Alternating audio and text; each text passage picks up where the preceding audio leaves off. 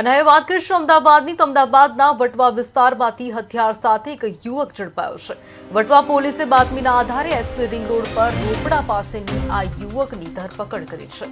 તેની તપાસ કરતા તેની પાસેથી એક દેશી બનાવટની પિસ્તોલ અને 5 જીવતા કારતૂસ તેમજ 2 મેગેઝીન મળી આવી છે, જેથી તેની સામે આર્મ્સ એક્ટનો ગુનો દાખલ કરી પોલીસે વધુ તપાસ હાથ ધરી છે।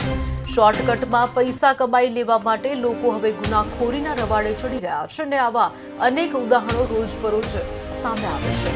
મહિને માંડ 15 થી 20 હજાર રૂપિયા કમાવનાર યુવકે રાતોરાત લાખોપતિ બનવા માટે હથિયારની હેરાફેરીનું કામ શરૂ કર્યું હતું। જો કે તે હથિયાર વેચવાના પહેલા જ પ્રયાસમાં પોલીસના હાથે પકડાઈ ગયો હતો।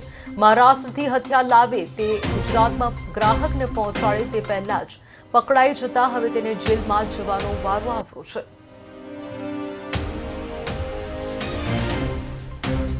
એમાં ઔરંગાબાદમાં રહેતા એનો ભાઈબંધ છે, જેનું નામ છે શાહરૂખ। એ શાહરૂખે એને એવું વેપન આપેલી અને કીધેલું કે તારે આ જગ્યાએ જઈ અને આ વેપન તારે આપી દેવાનું છે, ત્યાંથી ઉતરીશ એટલે તને એક ફોન આવશે, એ ફોન છે એમાં આપી દેવાનું છે। આ વેપન ક્યાંથી લાવ્યો છે, કેવી રીતે લાવ્યો છે, કેટલા રૂપિયામાં લાવ્યો છે, એ હજુ એ આરોપીએ છે એને પોતે કોઈ જાતની ખબર નથી।